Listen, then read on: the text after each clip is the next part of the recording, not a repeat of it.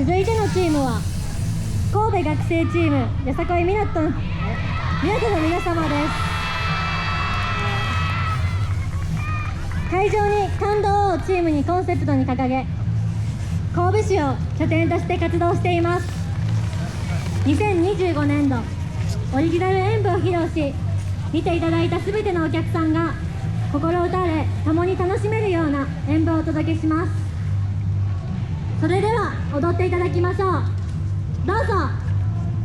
会場にお集まりの皆さん、こんにちは。神戸学生よさこいチーム湊です。ただいまより披露させていただきます演舞は本日初披露となります。湊2025年度オリジナル演舞オクト。テーマは兵庫県明石に伝わっております大凧伝説です。突如大凧によって奪われた日々の幸せ、その幸せを取り戻すために変わりゆく明石の姿を表現いたします。会場に感動をお届けできるよう精一杯披露させていただきます。手拍子お心拍子のほどよろしくお願いします。よろしくお願いしま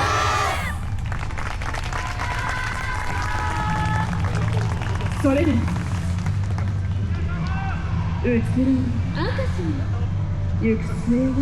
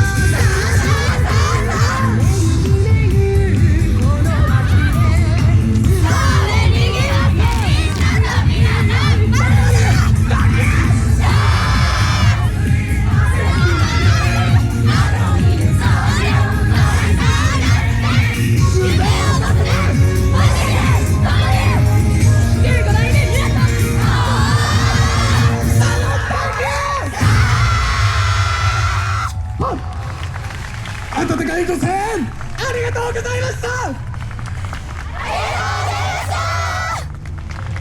ノーレン、港、撤収。